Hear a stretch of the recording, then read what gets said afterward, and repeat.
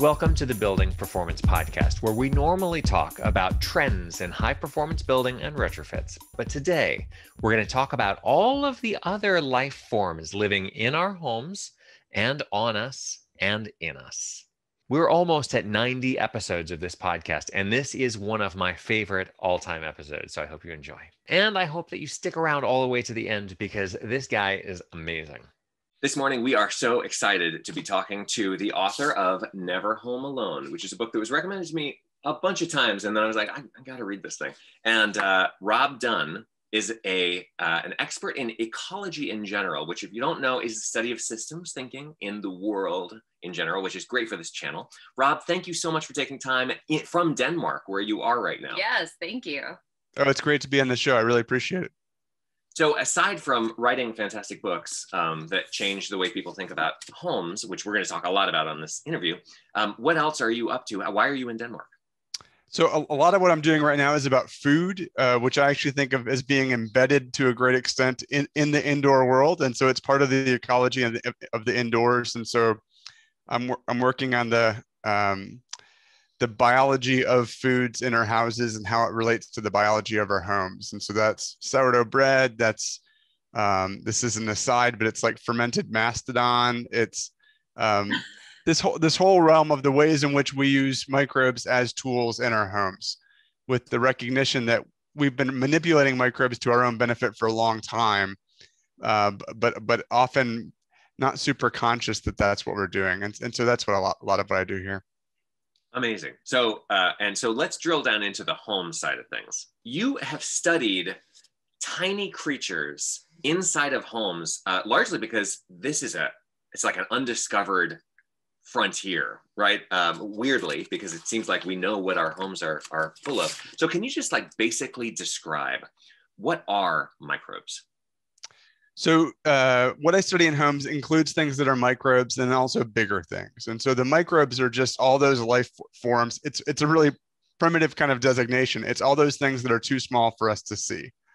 And so that includes bacteria, it includes fungi, it includes dust mites that are all around you right now. It includes leopard mites that eat the dust mites. It includes tardigrades, which are these little water bears. And so it's a incredible diversity of life forms, but that are united by the fact that we miss them, that they sneak beneath our visual radar. And so that world is a big part of what we study in the home. And it turns out that world is astonishingly diverse. Are viruses included in that? Yeah, viruses are included in that. And I mean, sometimes when people say microbes, they don't mean to also include viruses, and sometimes they do. But if we're trying to describe what are all the small living and sort of living things around us, then viruses are included. And so that would include both the viruses of our bodies or our dogs or our cats, but also the viruses that attack bacteria. And so if you imagine on your body, you have 2,000 bacteria species, you very likely have 2,000 species of viruses that are specialized on each of those kinds of bacteria. And so it's that whole world too, which is, I mean, we've just barely begun to study it. So one of our favorite things that was said to us by a scientist is that I am not an individual, I am a planet, and I have millions of creatures in me and on me. So with that in mind, as like a mind exploding beginning point for understanding what you're talking about, what are pests? So if we think about this in a broad way, each of our bodies, each biological entity is composed of its own cells and also the species that live on it and around it. And so the boundary between you and the rest of life is fuzzy. The question of where you end and where you begin, if you look at yourself in the mirror, has one answer. But if you use a different sense, so olfaction, so if you smell somebody, almost all the smells of someone are produced by the microbes that live on their body. So from the perspective of smell, the line between somebody's own body cells and the microbe cells is not just blurry, it doesn't exist. From the perspective of vision, it seems to be clearer, but in a way that clarity betrays us, I think.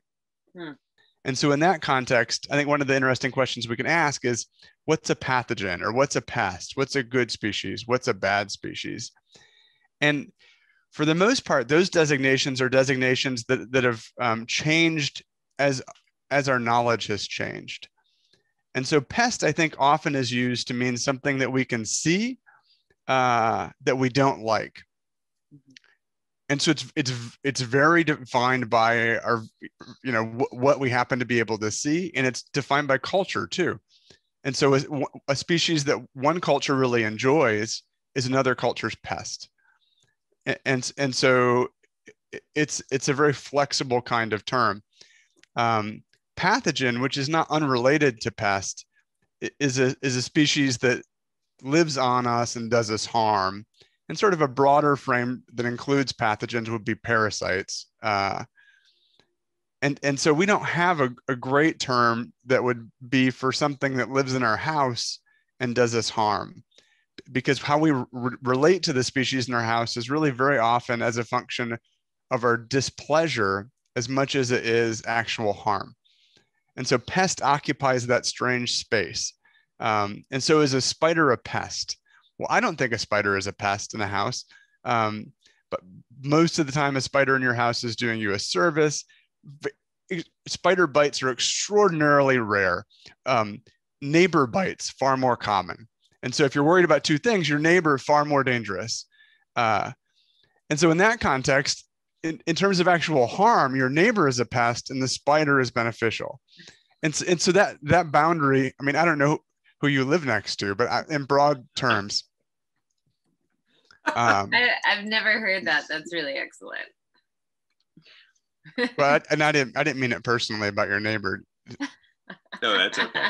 They won't take it personally. No, I mean, we have daughters in preschool and kindergarten. I completely understand. Yes, neighbor bites. It happens. Yeah, I mean that's actually a very concrete context. In a preschool, a kid is probably 1,000-fold more likely to be bitten by another kid relative to a spider. And there have been great tests done where if you take the most dangerous spider in North America, and if you rub its back, it will flee. If you hold it down, it will flee. If you hold it down twice, the odds that it bites start to go up. But if you rub the back of another kid, the odds that it bites are much higher. And so that's amusing in one sense, but in other sense, it betrays the extent to which what we welcome into our homes is really framed by our personal history, the culture to which we belong.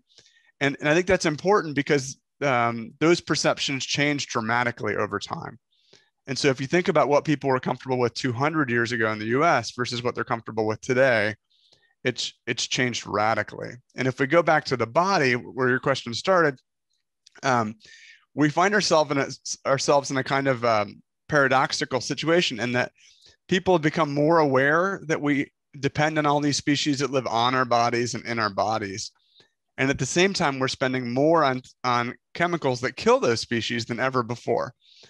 And so we're aware we need these species, and we're fighting to kill them. And so somehow that's got to resolve. And it's not clear to me how it resolves yet. And we've probably gone in a worse direction in the context of COVID. So with the concept of pests, then introducing pest control into our homes, is that bad? No. So yeah, what does pest control look like? So it could look like the spider. Another example would be that there are a group of wasps that lay their eggs inside the egg cases of cockroaches. And people have been introducing those into homes and barns for a long time. They're teeny. If they're in your house, you won't see them. We found them in Raleigh, North Carolina. We found them in most houses, and nobody'd ever noticed them before. And so they fly around, they lay their eggs inside the baby cockroaches, and they eat the cockroaches while they're still alive. If you don't like cockroaches, these are obviously your friend.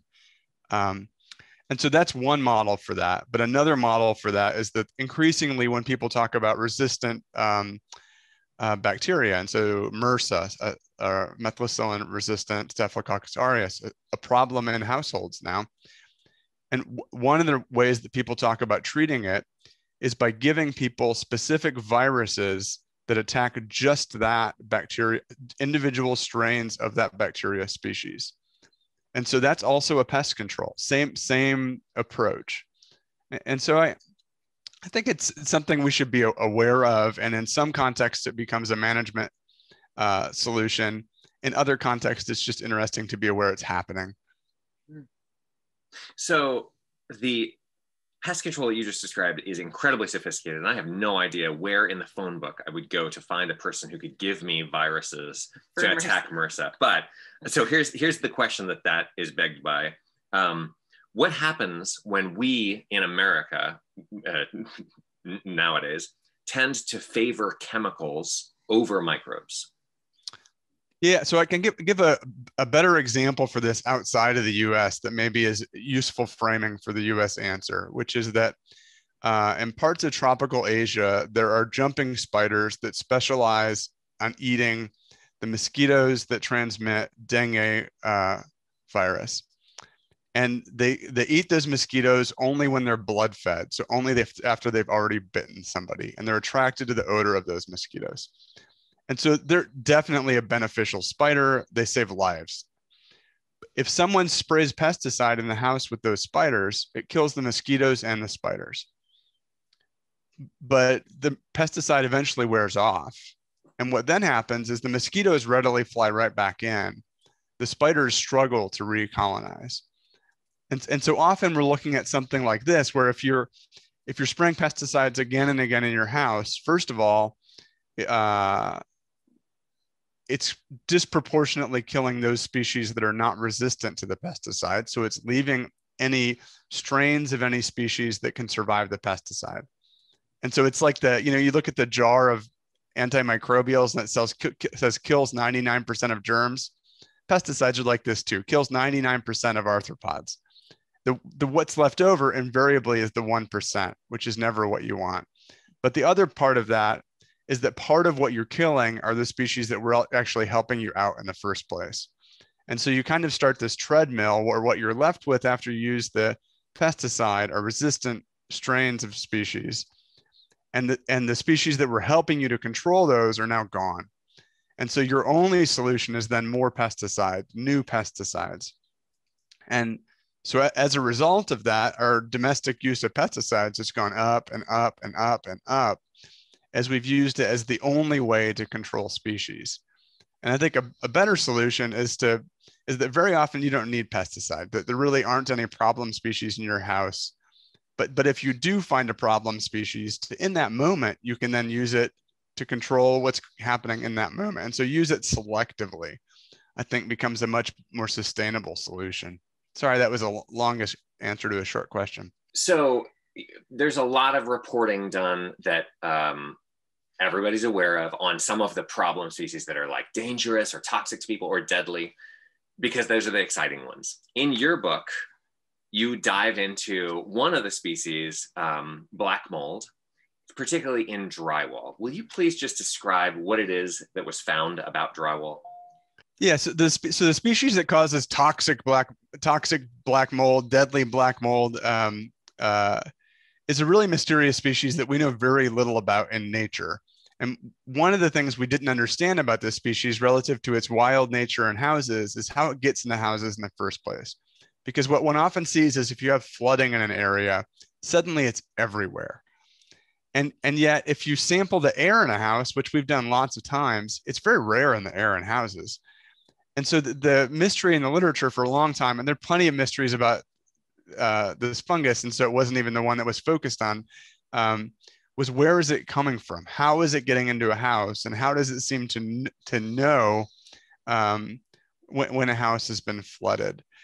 And nobody really knew. And then Birgitte Andersen, who's here in Denmark, she was at the Danish Technical University when she did this work, she started to wonder if maybe what was happening was that it was actually lurking in the drywall, that when you bought new drywall, that it was already there. And longer story short, what she found was that in fact, this is the case, at least in Europe, and almost certainly in the US, that a subset of drywall comes preloaded with several fungus species, which if your house never gets wet, they just sit there and they wait, and they're kind of sad that they don't have the things that they need, but they're hopeful. And then if your house floods, suddenly they encounter exactly the conditions they need, and they're waiting, and they grow like crazy. And so then the question becomes, how do you make drywall that is less likely to have these fungi in it in the first place? And what is it about the process of making drywall that sometimes introduces these fungi? And Birgit has done a little bit of work on this, but I would say it's fair to describe it as early days in our understanding. And so the cure for that, of course, is going to be chemicals, which then introduces new chemicals into homes. And then we've got this whole feedback loop. Yeah, I mean, I think that the tempting cure is chemicals. It would be really expensive to chemically treat all drywall as it's being made. I mean, huge quantities of production. And so a much more sustainable solution would be to, part of what's happening is you have this paper that's being applied to the drywall. And what Birgit thinks is that when that material is being stored before it's processed, that it's accumulating these fungi. And then when it's applied, it's on the inside of that paper outside. And so if that were true, you could change how the materials are being stored in a way that would alter which fungi are turning up. And so there may be some actually pretty easy solutions, but it's pretty far from people's daily view. And so it's unclear to me how fast those solutions will come. It's also very unclear, if you're a consumer, how do you tell a drywall that's got the fungus in it from one that doesn't? And so maybe there's probably a business opportunity here if somebody can develop a simple way to create non-chemically, no additional chemical treated drywall that for sure doesn't have these fungi.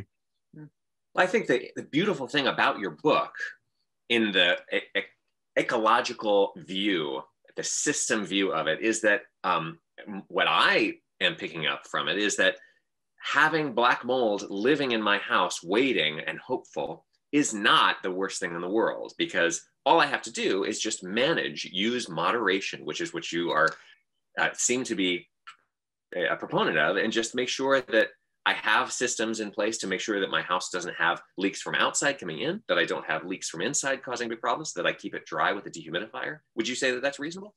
Yeah, that's super reasonable, and it's not my idea. I did a TV show many years ago now with a Dirty Jobs guy. It was a TV show for Curiosity, and we talked through some of these ideas about biology of houses, and he said, "So are you telling me the whole answer is we just need moderation?" And I thought, oh yeah, I guess that is what I was trying to say, much less succinctly. But it is that we need to open. I mean, simple things. Opening the window has a huge beneficial effect. There was just a study that came out last week revisiting work from the late 1800s, early 1900s that showed in hospitals, if you open the windows, people are less likely to get sick from some pathogens. And new studies have shown this to be true using different approaches. But really, it's a kind of moderation. It's recognizing that we want it, that most life is not dangerous, and we want to sort of create worlds that surround us with life that's not dangerous, and keep the really dangerous life in check with the most specialized tools we have. I mean, I think if we really could see all the species around us and realize that most of them are harmless, and that in there are somewhere among the many harmless species is a dangerous one, our approach wouldn't be to try to kill everything. We would try to find the dangerous thing and control it. But because it's all invisible, we take the most powerful chemicals we can and try to kill it all. And so I think part of it is a perceptual issue. We haven't really come to terms with the rest of life. And hopefully we will, but it's hard. It's hard. But yes, simply put, moderation is a great idea. I'm not sure if you're familiar or not, but we lived for many years in a tiny house on wheels. In fact, we're in the tiny house right now talking to you. And one of the things, about a tiny house is it's not connected to a water system. So we actually use a water filter system. And we also have a big water bag that we'll fill up, and we'll add a little bit of chlorine to just kind of keep it in check. But we also have a dehumidifier, and we would dump the dehumidifier into the water system. And when it's very humid, you've got lots of water at your disposal for it. And something happened in our water filter system. All of a sudden, this kind of slime appeared on the filters, which I had never experienced from the water from the tank. And then it clogged. It stopped filtering. It stopped filtering water. And that was the first time I learned about biofilm. So can you tell me a little bit about biofilm? Yes. So biofilm is a fancy scientist way to describe slimy apartments that bacteria make for themselves. And so bacteria team up, and imagine you and your friends could get together and excrete an apartment. I mean, that would be the most sustainable tiny house living ever. So that's what bacteria do. So they build these tiny houses, and they do them together across species. It's extraordinarily sophisticated chemical signaling that allows them to do this. If you're just studying it from a basic perspective, it's one of the most amazing phenomena in nature. I mean, it's equivalent to the migrations of wildebeest or something in terms of its grandeur. But when it's in your tiny house, or when it's in your shower head, the grandeur is less detectable, let's say. In nature, biofilms do all kinds of things, many of which are much to our benefit. In our houses, we most often encounter them as a problem. Because in our houses, we most often encounter them in the context of places where we would like water to be moving, and microbes have built these tiny houses so as to still live in those places, even though the water is moving. And so one of the places we see them very often is in shower heads. You also see them in filters of various kinds. What kombucha, if you ever had kombucha, that's a biofilm. The kombucha SCOBY is that's actually an amazing little apartment for microbes. And so they share this feature that microbes want to live someplace specific, and so are working together to do it. And sometimes they cling to to a material. In other cases, they actually intentionally float. And so in some fermented liquids, the microbes we rely on make a biofilm, and then they build air pockets into it so it floats, so it can get up to the top so that they can get oxygen. And so they're really very sophisticated. But again, when we see them now, it's like in your context, it's causing a problem for us. And so we've studied biofilms a lot in shower heads, along with Noah Fear and a bunch of other collaborators. And there, one of the things that happens is if you have water, the tiny home is actually a great experiment, because sometimes you're on city water, I suppose, and sometimes you're on well water. And if you're on well water, for the most part, I guess you're chlorinating it, but when it gets to your tiny house, it's untreated. And so it's very much a reflection of the ecosystem from which it comes. And so that water is coming up out of the aquifer, and there are thousands of species in it that you ingest. If you're in a city water system in the US, it's coming from that city water system, which is typically chlorinated, or it's chloramine is used, similar but different. And the reason those are used is because you need a huge supply of water for cities.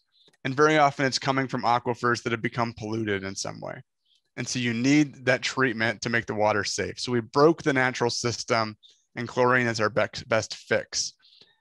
Where this all comes around is that when we use chlorine, it favors a subset of really weird species that then live in those biofilms, and some of those species can cause trouble. And so it's a roundabout way of saying, like, the original aquifer worked really well for us, but only in some settings. And now we've tried to rebuild it, but we're not quite smart enough to rebuild it to work like the original one did. And so now we confront these new kinds of ecological problems. So the advice I got from my uncle to let the shower head clean my teeth, because it's like a water pick. Don't let shower head water in my mouth. That's like a basic rule, right? It's okay. So the bacteria that become common in shower heads that are problematic are species of mycobacteria. And if you're immunocompromised, they can be problematic. For most people, they're not. But a lot of people in the US are immunocompromised. And so for the most part, it's not a big issue. But for those many people who are immunocompromised, it is a big issue, and it can be a persistent issue. But it's also a challenging thing. And it's one of the reasons we started studying food is because the solution to the problem is really at the level of the whole water system. And so what you can do in your own home is pretty modest unless you want to spend a lot of money. And so it's a tricky kind of problem that really requires a different city level kind of solution. And so those are hard ecological challenges to meet with just moderation. So you found that extreme environments in homes, which, what are you talking about? Are where a lot of the most unique life forms live, like the shower heads. Can you kind of talk about the extreme environments that you found inside homes? Yeah, so we think of normal environments as the ones that we like. But from the perspective of the history of Earth, the environments that we like are really unusual and really rare. And far more lineages of microbial life actually like things that are like hot springs or like the bottom of the ocean, or salt flats. And to them, those are normal because we've made science from a human perspective. We call those extreme environments. And so in your house, you have those all over the place. So your oven's an extreme environment. Your freezer is an extreme environment. Your hot water heater, your salt shaker, the little soap dish in your dishwasher, which is, it's typically very alkaline, and it's hot and then cold and wet and then dry. These are all really extreme environments that if we scaled them up, we couldn't live in them. But there are microbes from all around Earth that think these are the best places ever. And so what we in essence do is recreate these little weird ecosystems, and some of them are harmless. And so we found amazing little salt-loving microbes in salt shakers, and typically they live inside the salt crystals. And so some of them could be thousands or even millions of years old inside those salt crystals. And when the salt crystal dissolves, they're freed. And sometimes they're even square shaped because they evolved to sort of perfectly maximize space in the salt crystal. And so from a natural history perspective, they're just beautiful. They're totally harmless. And we can actually trace where your salt came from as a function of which of those species are living in it. And so there's species like that I think are just beautiful and interesting. Know they're there. Know that they connect you to the rest of the world. Your hot water heater has some of the species in hot water heaters also live in hot springs. And it's a side tangent, so I'll just say it exists without describing it. But the enzyme in the bacteria that is found in hot water heaters is the same enzyme that makes most modern genetic analysis possible, because it works at high temperatures. And so we can use it in the lab at high temperatures, and we can copy DNA really, really quickly using it.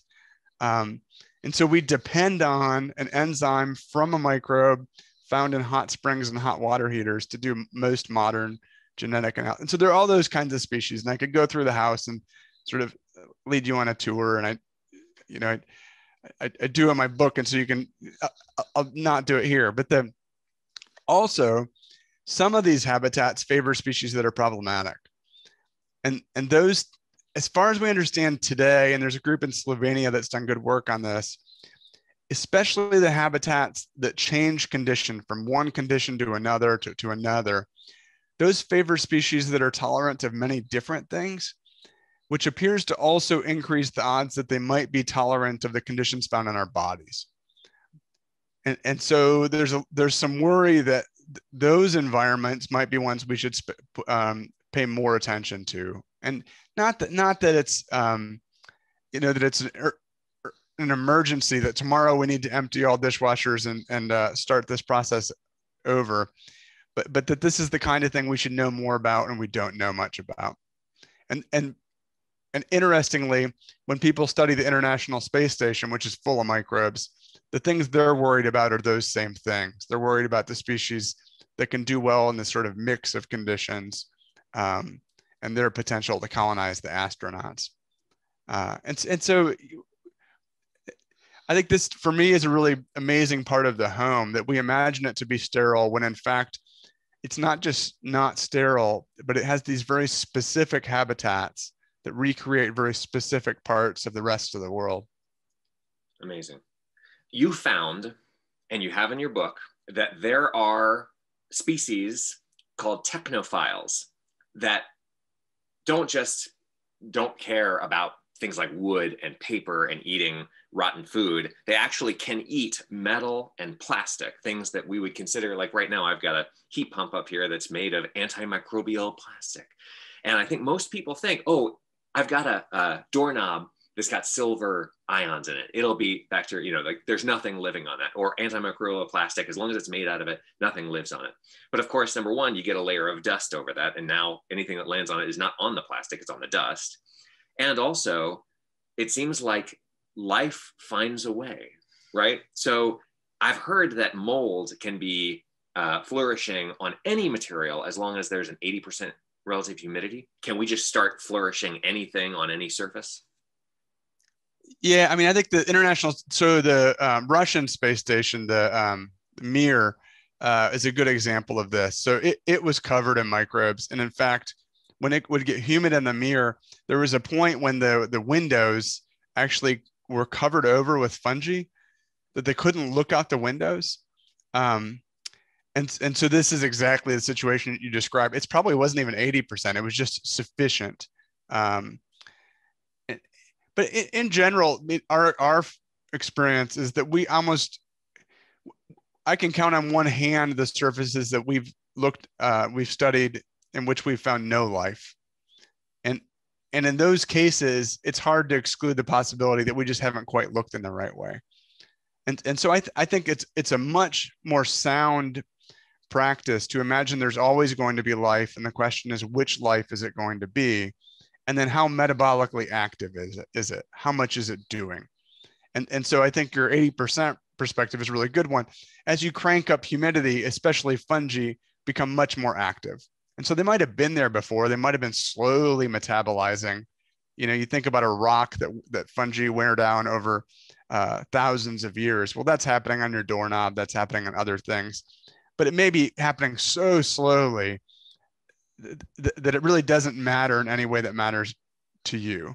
I think it's interesting to contemplate that there's a whole life cycle taking place there that's so at odds with our short lives, but it probably doesn't matter to you. But as you increase the humidity, all of that speeds up, especially for fungi. And so you're allowing their life cycles to be fast enough to cause us problems on the time scale of our life cycles. And so I think that's one way to think about it. I don't know if I'm answering your question though. Yes. Yeah, totally. One of the things that we're all obsessed about is, the microbes, antimicrobial things. But one of the greater concerns are the things that are actually hurting fungi, because that can hurt us. So can you talk a little bit about that? Yeah. So if you look at an evolutionary tree, if you do a big evolutionary tree of all of life, our branch and the branch of fungi are so close together that you don't see them as separate. That we're actually very closely related to fungi. And so one of the reasons that poses a problem is that things that kill fungi very often are dangerous to us. And so, most antibiotics, so antibiotics kill bacteria, and most antibiotics have relatively little direct effect on our cells. They can affect us by accidentally killing species we need, but they're not a threat to our cells. Fungicides are very often a threat to us. And that poses two problems. One is that we're using fungicides all over the place, and often for stupid reasons. So they're used in backyard gardens. They're used, they're used all over the place. And if you look at the amount of fungicide used in the US, it's done this. And so those are not some sort of abstract threat to us that, trickles down through the cascades of ecosystems. It's really pretty direct. But the other issue is if we then have a problem with a specific fungus, we don't have very many tools to fight fungi. And so some species of fungi that were not pathogens really ever, including some Candida species, have started to become pathogens. And so then the question is, how are we going to deal with that? we don't have great tools for dealing with fungi. And if we're not careful, we will inadvertently create more fungal pathogens through the ways in which we manage the environment around us.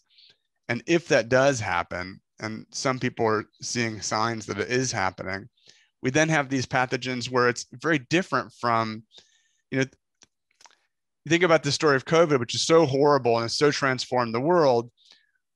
But amazingly, we had the tools and the wherewithal to make vaccines in a very short time horizon. It doesn't feel short, but it's been so quick that that's happened. We don't have that ability with fungi. And so if a new fungus sweeps the world that causes problems, we don't even know which book to go to start to think about how to deal with the fungi. And so fungi, they're amazing. They do amazing things. We depend on fungi very directly in many parts of our lives. Our beer, our bread, our kombucha, they're all over in a beneficial way, but they're so close to us that they're really tricky. And so I think that's something we need to be aware of as we think about how we manage houses. And when you use fungicides, remember that you're killing a relative. So that also leads me to, you talked a little bit about COVID and how it's changed the world. Literally, when I go to the playground now, not only do all the moms have the masks, which is great, but everybody also has a clip-on hand sanitizer. And we constantly are sanitizing our children's hands for good reason right now, because we have a really dangerous virus. But I wonder if this is going to be something that, like the fungicides, we think we're doing something good, and potentially we're turning the page in a negative way. Yeah, I think it's a big worry. In the context of COVID, hand sanitizers can be very useful because we know we have this pathogen that's mostly transmitted airborne, but especially in these moments after you're exposed to it, there's some risk of you introducing it back into your own respiratory system. And so in that context, right now, normally I would never advise to use hand sanitizers, but right now it's a different moment. But I think the worry is that we develop a culture around killing everything in our homes that extends far beyond the ways in which those hand sanitizers can be useful to a general approach to managing our homes in which we try to kill everything. Right now, if you're living with people that don't have different exposures from you, the risk of being exposed to COVID in your home is extraordinarily low. And there's very little evidence that all the things we would do to scrub things in our own homes have any beneficial effect in terms of removing COVID. If there are any species that have the potential to kill COVID, and some bacteria might, we're certainly getting rid of them. And so I think it's that as we tip a controlled public health measure into a culture. And it's tricky because how do you not do that? Because we all feel worried about ourselves, about our families, about our kids. How do you focus on the utility of a measure? And I think for as much, and it comes back to moderation again, but for as much as I can say that moderation is useful in this context, we have simple monkey brains, and they really like the idea that if a little bit is good, a lot is better. And how do we get out of that? And it's very difficult. And so it's easy to criticize people for overusing these things, or for using too much antibiotics, or when they don't need an antibiotic. But our brains are really conducive to making this kind of mistake over and over again. I mean, the one that I think is really interesting in this regard is antiperspirant. So antiperspirant closes up these apocrine glands in the armpit, and it prevents them from producing these compounds that they normally produce. Apocrine glands evolved with one function. They're not sweat glands. They're a different kind of gland entirely. Their only function is to feed specific bacteria on the skin. And so 40, 50 years ago, it started to become sort of culturally normal that everybody used antiperspirant. Major shift, largely unnoticed, because we started to shift what we thought it was normal for other people to smell like. that was a massive cultural experiment in body microbes. And we still don't understand what the consequences of it are, but it looks like it may have shifted the normal microbes of Americans, normal skin microbes, in relatively few decades. And so I worry that we're doing something, and we still don't understand what that did, because we didn't really know we'd done something until much later. And I worry the same sort of thing may happen in the coming decades in sort of the tail end response to COVID with regard to microbes in our house. So my suspicion is, looking forward, what we tend to do is that we keep trying to kill everything in our homes. That favors really difficult species. As a way to solve the problem we've created, we then spray beneficial species around our homes. And so we break the ecosystem and we try to fix it with a simple fix. Those products are already available. They're selling well. It would shock me if they're not extraordinarily common in the coming years. And so looking at it from a distance, that looks like a bad solution, because we break something and we try to fix it with something simpler. But one could recognize that it's a bad solution and still not have the personal wherewithal to do something different. And so it'll be interesting to see what we do. One last question. What don't we know yet about the microbiology of homes? Most of what we could know about the biology of homes, we don't know. If you breathe in deeply, if you inhale in a single inhalation, you're encountering 1,000 species. Maybe 5 of those have been studied well. And so most of the species we encounter, we don't understand very well. And each one is a kind of thread to an ancient history and an individual story. That to understand one of those threads well takes a life work of a person. And so it won't happen quickly. The other piece we really don't understand well, and is probably even more consequential, is what's not present in our houses, what's missing. And so one of the things we've seen is that if you compare a human house to, say, the nest of a chimpanzee, there are a bunch of species that chimpanzee is exposed to that we're no longer exposed to. Leaf-associated things, soil-associated things. And there's an increasing awareness that some of those are very beneficial to our immune health. But which ones? And when did that change? And how do we best go about remedying that absence? I think that's a key component of this. The trick is that understanding is at the interface of our immune system, which we understand only so. You know, the immune system is extraordinarily complex.